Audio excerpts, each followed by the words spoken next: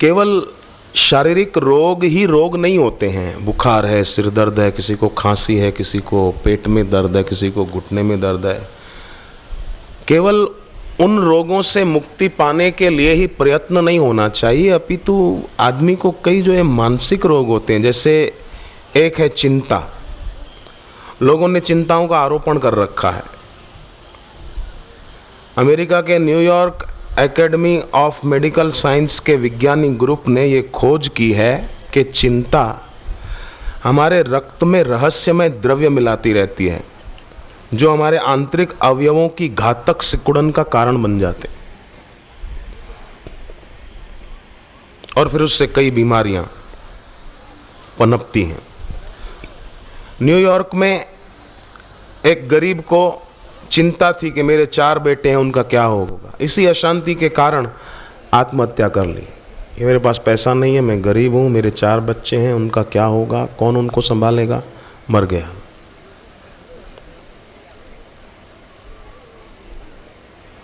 तो ये मानसिक रोग है। कई बार आदमी बैठे बैठे व्यर्थ के विचारों में खोया रहता है ना, वो उसके लिए बड़ा घातक है।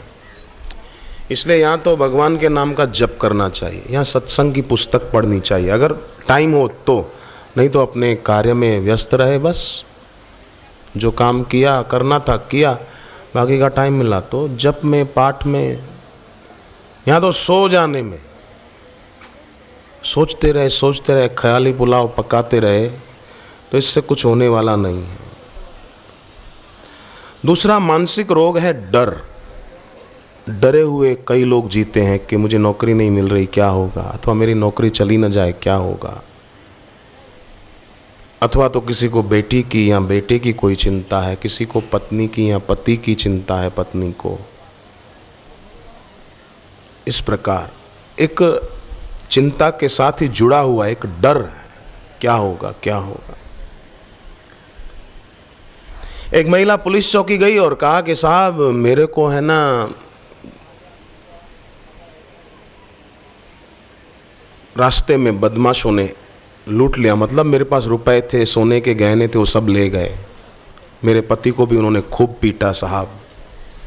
तो पीएसआई ने कहा कि आपके पति के पास तो हमने सुना है लाइसेंस वाली रिवॉल्वर है, फिर कैसे लूट गए आपको लुटेरे। बोले साहब वो बच गई, बाकी सब लूट के ले गए। हमने छुपा दी थी रिवॉल्वर, बंदूक छुपा दी थी, वो बच गई, बाकी सब लूट के ले गए। अब बंदूक छुपाने के लिए थी, दिखाते उन बदमाशों को, हवा में फायर कर देते, ऊपर आसमान में भाग जाते डर कर, बंदूक ही छुपा दी। ऐसे लोगों ने अपना आत्मबल, मनोबल बहुत ऐसा उसको दबा रखा है, मानसिकता इतनी दबी हुई है कि बहुत डर डर कर बेचारे जी रहे हैं। भविष्य का चिंतन करके इस भय नामक रोग को पाल रखा है, जैसे कोई जानवर पाले ना, ऐसे पाल रखा है। तो डर का ये रोग अपचन नामक रोग को आमंत्रित करता है। विदेश में विज्ञानियों ने एक रिसर्च की, एक बिल्ली को मनपसंद खुराक उसके आगे रख दिया रूम में और यंत्र लगा दिए कि बस इसने खाना शुरू किया और पाचन रस छूटा है। फिर धीरे से उन्होंने दरवाजे से कुत्ते को अंदर भेजा, तो जैसे ही बिल्ली ने कुत्ते को देखा उसने खाना छोड़ दिया और इतनी घबरा गई, कांपने लगी एक कोने में बैठकर। कुत्ते को तो फिर विज्ञानियों ने पकड़ के बाहर कर दिया, पर यंत्रों से देखा कि बिल्ली का वो पाचन रस जो छूटा था खाना शुरू करते ही, तो वो पाचन रस बंद हो गया था छूटना, और करीब काफ़ी देर तक वो बिल्ली डरी हुई, सहमी हुई बैठी रही। बाद में वो नॉर्मल हुई। तो जब आदमी डरता है बेचारा, तो आप सोचो उसको कितना नुकसान होता है। समझो खाना खाने बैठे हैं कोई और आकर के किसी ने कोई चिंता की बात, यहाँ डर लगे ऐसी बात सुना दी, तो उससे हमारे शरीर पर विकृत असर पड़ता है। तो आप और हम ध्यान रखें कि अगर ऐसी कोई घबराहट वाली बात कोई सुना दे, तो जीभ को ऊपर तालू में लगाने से घबराहट नहीं होती, मानसिक संतुलन ठीक बना रहता है और हम बीमार होने से बच जाते हैं। मानसिक तनाव की अधिकता से शुगर होती है। केवल मीठा खाने से डायबिटीज़ नहीं होती। अगर मीठा खाने से ही डायबिटीज़ होती तो मथुरा के मंदिर में, वृंदावन के मंदिर में रहने वाले ब्राह्मण लोग सबको डायबिटीज़ होनी चाहिए थी। दिन में 3 टाइम मीठा खाते। आप तो कुछ भी नहीं खाते मीठा, वो इतना मीठा खाते हैं। किसको डायबिटीज़ है बताओ? मानसिक चिंता, मानसिक तनाव की अधिकता से शुगर, हार्ट और कई बीमारियां होती हैं जो जानलेवा बीमारियां होती हैं। इसलिए भय मुक्त अपने को रखें। न्यूयॉर्क का ही एक आदमी नाई की दुकान पर जाने से डरता था। क्यों? कि ये उस्तरा चलाते चलाते कहीं मेरी गर्दन न काट दे, कहीं मेरे गाल की चमड़ी न छील दे। डरता था। हिम्मत करके कभी दाढ़ी बनवाने चला भी जाता तो आधी कराते कराते उतर के भाग आता कि मेरी चमड़ी छील देगा, मेरा गला काट देगा। इतना डरपोक आदमी था, कहीं चोट न लग जाए। लोग हंसते थे उसको देख करके, कैसा पागल है। रूस में एक आदमी, बड़ी लंबी बिल्डिंग में उसका घर था, 35वीं मंजिल पर, तो वो लिफ्ट में बैठने से डरता रहा, सीढ़ियां चढ़ के जाता था इतना ऊपर। तो कोई बोलते आप लिफ्ट में इतना ऊपर सीढ़ियां चढ़ के जाते हो, लिफ्ट में क्यों नहीं जाते? बोले मैं लिफ्ट में चढ़ूं और बीच में लिफ्ट कहीं गड़बड़ और धड़ाम से लिफ्ट गिर पड़े नीचे तो मैं तो मर ही जाऊंगा। तो ये लिफ्ट सब गिरने के लिए बनी है। तो ये भय है। ऑस्ट्रेलिया में एक महिला अंधेरे से डरती थी। लाइट बंद हो जाए तो कांपने लग जाती थी, धड़कन बढ़ जाती थी।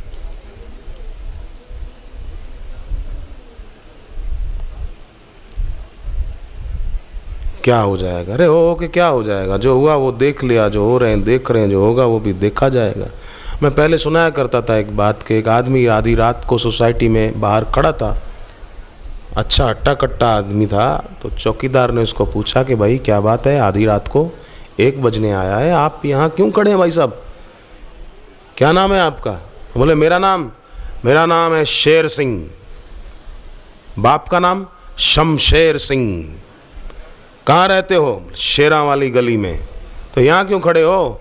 बोले वहाँ कुत्ता खड़ा है, मेरे को डर लग रहा है उससे। नाम शेर सिंह। बोला तो भी गर्जना से, क्या नाम है? शेर सिंह। बाप का नाम शमशेर सिंह। जरा गरज कर बोला, रहता कहाँ है? शेरा वाली गली में, कुत्ते से डर रहा है। तो काहेगा शेर सिंह? तेरा नाम चूहा सिंह होना चाहिए था।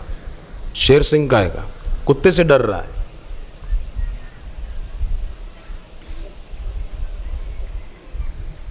तो व्यक्ति भगवत गीता को देखे, 16वें अध्याय में जो 26 लक्षण दैवी संपदा के घर में रहने वालों के लिए बताए हैं भगवान ने, उसमें पहला ही अभय है। ठीक गुरु का डर रखे, पर गुरु का डर भी देखो, डर के कारण आदमी अपने इष्ट से, गुरु से दूर भी हो सकता है और डर के कारण उनके नज़दीक भी हो सकता है। अगर मर्यादा वाला डर है तो फिर गुरु के नज़दीक भी हो सकता है, और अगर वैसा डर है कुछ अलग तो गुरु से दूर भी हो सकता है।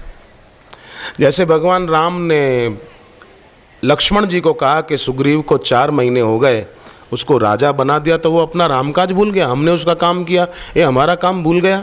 जाओ लक्ष्मण, डर दिखाकर सुग्रीव को मेरे पास ले आओ। ये लिखा है, भय देखा ही ले आवहु तात सखा सुग्रीव। उसको जरा डरा धमका के ले आओ। अब बोलो भगवान जो सुग्रीव को कहते हैं सखा सोच त्यागहु बल मोरे, सब विधि काज घटब में तोरे, तू सारी चिंता छोड़ दे, मैं तेरे सारे कारज पूरे कर दूंगा। मेरे बल को तू ध्यान में रखना कि मैं कौन हूं और मेरा सामर्थ्य कितना है।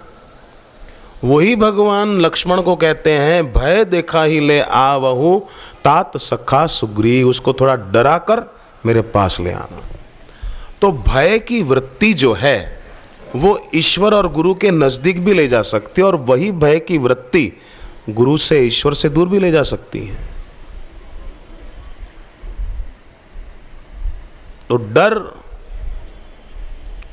मर्यादा के रूप में हो ताकि व्यक्ति गलत करने से बच जाए। तो डर इसको हम अपने से दूर करें, ओमकार का गुंजन करें। सुबह धूप करके घर पे गहरा श्वास लिया, ओम ओम ओम ओम ओम ओम ओम हरि ओम ओम ओम ओम ओम ओम ओम ओम ओम हरि ओम ओम ओम ओम 5 मिनट करें बस, ज़्यादा नहीं। तीसरा मानसिक रोग है भावुकता, अतिशय भावुक होना। ऐसा भी नहीं होना चाहिए। किसी ने कुछ कहा और इम्प्रेस हो गए, किसी की गाड़ी देखी इम्प्रेस हो गए, किसी का पैसा देखा इम्प्रेस हो गए, उसके पीछे लग्गू बन गए। कोई बड़ा अधिकारी है तो उससे इम्प्रेस हो गए, उसको खुश करने में लगे रहे। कई लोग मैंने देखा है साहबों को, अधिकारियों की चाटुकारी करते हैं, उनको खुश करने में लगे रहते हैं। अरे ईश्वर को और गुरु को खुश करो, वो अपने आप खुश हुए मिलेंगे। एक साधे सब साधे, सब साधे सब जाए। दुनिया के लोगों को खुश करते करते तो जिंदगी पूरी हो जाएगी। ओस की बूंदें सब मिटाने चले आदमी अपने हाथ से तो मर जाएगा, पर सूर्य की तीखी किरणें पड़ेगी, अपने आप ओस की बूंदें अदृश्य हो जाएगी, वाष्पीभूत हो जाएगी। ऐसे ही एक साधे सब साधे, इसको राजी करो, उसको राजी करो, जाओ जाओ, किसी के पीछे नहीं जाना। मुझे मेरे सदगुरु के चरणों में प्रीति बढ़ाना है बस, मुझे मेरे इष्ट के चरणों में अपनी निष्ठा बढ़ाना है बस, बाकी इसको राजी करो, उसको राजी करो, बैठो अपने घर। मनुष्य जीवन जागने के लिए है, सोए सोए बिताने के लिए नहीं है।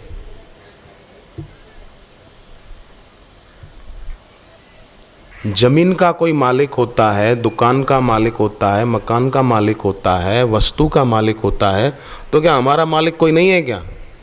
अगर है तो वो सर्वसमर्थ है, उसके नाम का जप किया जाए बस, बाकी किसी की गुलामी क्यों की जाए? दया कर। कब्रों पर और मज़ारों पर मैंने देखा कई हिंदू दया की भीख मांगते रहते हैं अगरबत्तियां लेकर। काय को भिखारी बनना? सम्राट का पुत्र सड़क पर रोटी के टुकड़े के लिए भीख मांगे तो सम्राट को कितना दुख होगा। ईश्वर की संतान है हम, ईश्वर अंश जीव अविनाशी, चेतन अमल सहज सुख राशि। एक दूसरी बात सुनो,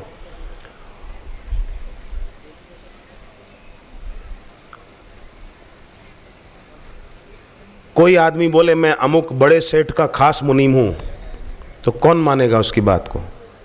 सेठ खुद बोल दे कि हाँ भाई ये मेरा खास मुनीम है, तो सब उसको मानेंगे कि हाँ ये सेठ का खास मुनीम है।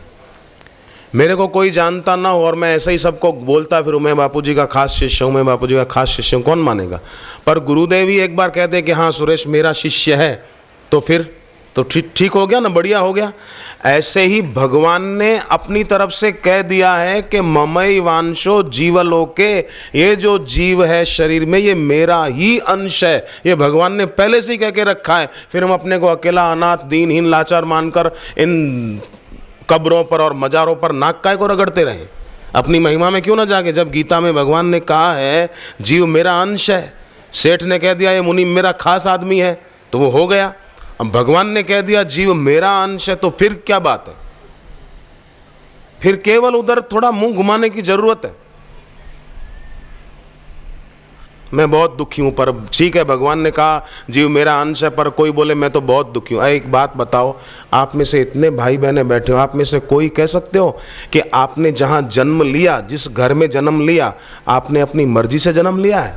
बोलो, है किसी की हिम्मत? कोई बोल सकता है कि हाँ मैंने अपनी मर्जी से इस घर में जन्म लिया है? बहनों, आप में से है किसी की ताकत बोलने की? मेरी तो नहीं है। आपकी है किसी की ताकत कि आप बोले हाँ हमने जहां जन्म लिया अपनी मर्जी से जन्म लिया है? बोलो, इतने में से कोई बोले? नहीं बोल सकते।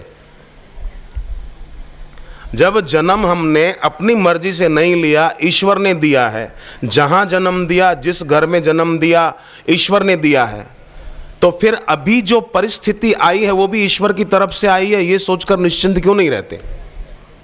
जब बच्चा मां की गोद में निश्चिंत रहता है तो भक्त भी सोचे कि मैं ईश्वर की गोद में हूं। हाँ, बच्चा कभी कभी रोता है मां की गोद में, तो वो ना समझ है इसलिए रोता है। बच्चे को पता नहीं कि माँ मेरा कितना भला चाहती है, उसको पता नहीं इसलिए रोता है। ऐसे ही जीव को पता नहीं कि ईश्वर और गुरु मेरा कितना हित चाहते हो, पता नहीं, इसलिए तो रोता रहता है, दुखी रहता है। तो ये बात पक्की समझ ले कि जब ईश्वर ने कह दिया कि जीव मेरा अंश है, फिर अपने को अकेला क्यों मानना? अपने को दीनहीन और लाचार क्यों मानना? अपने को परिस्थिति का गुलाम क्यों मानना?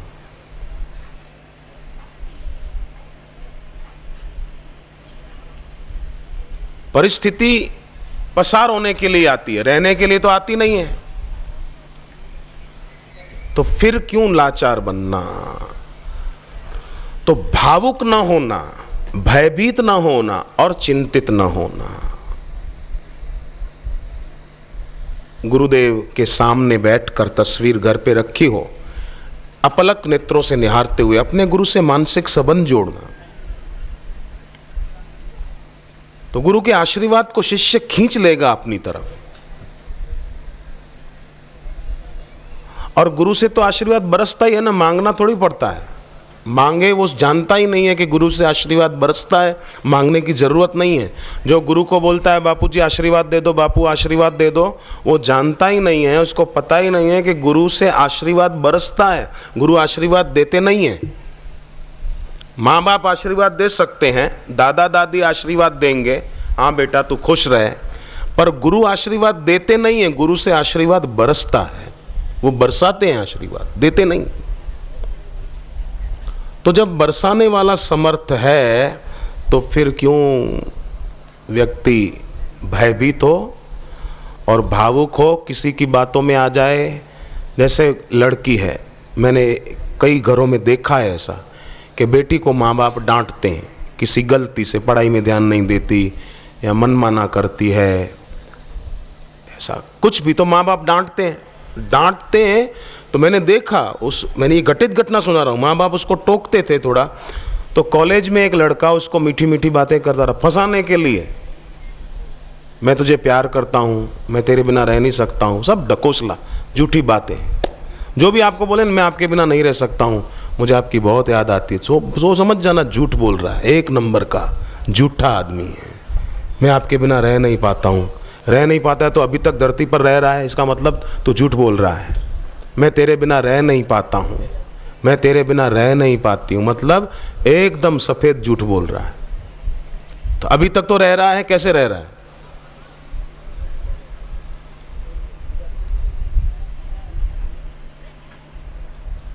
तो कॉलेज में जो पढ़ते हैं उनको ये समझना होगा,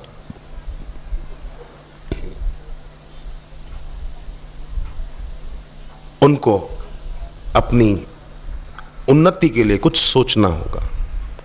तो वो लड़की भावुक बन गई और उसकी बातों में आ गई और उससे माँ बाप की मर्जी के खिलाफ शादी कर ली। क्योंकि कि मेरे माँ बाप मुझे डांटते रहते थे, वो लड़का मुझसे प्यार करता था। प्यार तेरे को नहीं करता था, तेरे शरीर को करता था। माँ बाप तुझे प्यार करते थे, तेरा भला सोचते थे, इसलिए डांटते थे। माँ बाप ने डांटा तो माँ बाप का दुश्मन क्यों बनना, उनके विरोधी क्यों बनना? माँ है, पिताजी है, कल को उनका शरीर नहीं रहेगा दादा दादी का, वो दुनिया से चले जाएंगे, फिर कौन डांटेगा, कौन टोकेगा, कौन बोलेगा? अभी वो डांटते हैं, बोलते हैं तो अच्छा है। इसलिए घर में रहने वाले बेटे बेटियों को चाहिए कि माँ बाप भले कभी कुछ कह दें तो उसका मतलब ये नहीं कि कॉलेज में और स्कूल में कोई चिकनी चुपड़ी बातें करो, उनकी बातों में आ जाए बोलो क्या कि ये मेरे से प्यार करता है। 10वीं क्लास में पढ़ने वाली एक लड़की 17 साल की, उसने शादी कर ली क्योंकि अमुक लड़का मेरे को बहुत प्यार करता है। तो 17 साल की उम्र तेरी शादी करने की है। 22 साल की हुई तो 4 साल का बच्चा लेकर मेरे पास आई मुंबई में और बोली कि अब वो लड़का कहता है तू भाग जा यहाँ से, मुझे तेरी ज़रूरत नहीं है। वही पहले बोलता था I can't live without you, और अब वही बोलता है I can't live with you. अब मैं तेरे साथ रह नहीं सकता। पहले बोलता था मैं तेरे बिना रह नहीं सकता, अब बोलता मैं तेरे साथ रह नहीं सकता।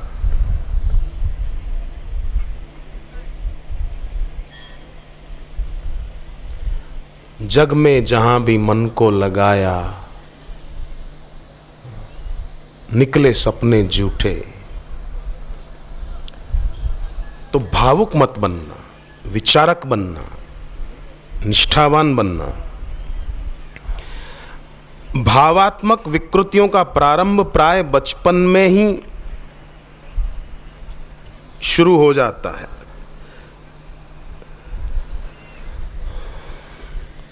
तो माँ बाप को चाहिए कि जैसे ध्रुव की माँ ने ध्रुव को सीख दी सच्ची और अच्छी, और नारद जी से दीक्षा लेने को प्रेरित किया, तो ध्रुव कितने महान भक्त हो गए। कुंता माता ने अपने पांडवों को कैसी सीख दी थी कि पांडव भगवान कृष्ण के अनन्य प्रेमी भक्त हो गए। इतनी विपत्तियां आने पर भी उन्होंने अपनी समता नहीं छोड़ी, भक्ति नहीं छोड़ी। कितने कष्ट आए, वे लगे रहे उपासना में। तो हम भी भक्ति का मार्ग न छोड़े। माता देवहूति ने अपनी 9 बेटियों को कैसी शिक्षा दी थी। 9 बेटियां थी, आजकल तो 2 बेटी हो और तीसरी बेटी अगर गर्भ में है तो गर्भपात करा देते हैं।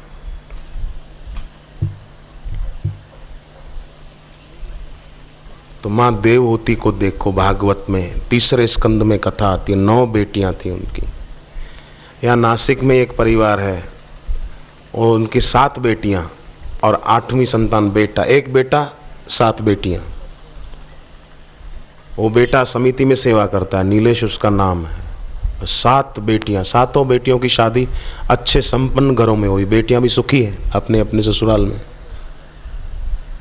जो क्या आफत आ गई, 7 बेटियां उनके हुई तो क्या मुसीबत पड़ी। जो किसी के घर में 2 बेटियां आए, तीसरी बेटी हो तो बोले गर्भपात करा दो। काहे को गिरा दो, क्यों गिरा दो। बेटी है, अपना नसीब लेकर आ रही है, तुम्हारे भरोसे थोड़ी आ रही है, भगवान के भरोसे आ रही है। भगवान उसको भेज रहे हैं तुम्हारे घर। खाली पेट लेकर थोड़ी आ रही है बेटी, हाथ और पैर भी तो ला रही है, अपना भाग्य भी तो अपने साथ ला रही है। तो काहे को बेटी को मार देना। इसलिए समझना, आपके आगे इसलिए कह रहा हूँ कि आप जैसे धर्मात्माओं के द्वारा औरों तक ये बात पहुँचेगी और समाज में ये जो हो रहा है ना, पशुओं की हत्या, गर्भपात, ये जो हो रहा है, ये इससे भविष्य बहुत खतरे में पड़ सकता है। गूंगे प्राणियों की हत्या और फिर उसको बोलते हैं मांस का उत्पादन। मुर्गे मुर्गियों को, बकरों को, बकरियों को मारते काटते हैं, बोलते हैं मांस का उत्पादन है। मांस का उत्पादन है कि कसाई खाने खोल रखे हैं जगह जगह।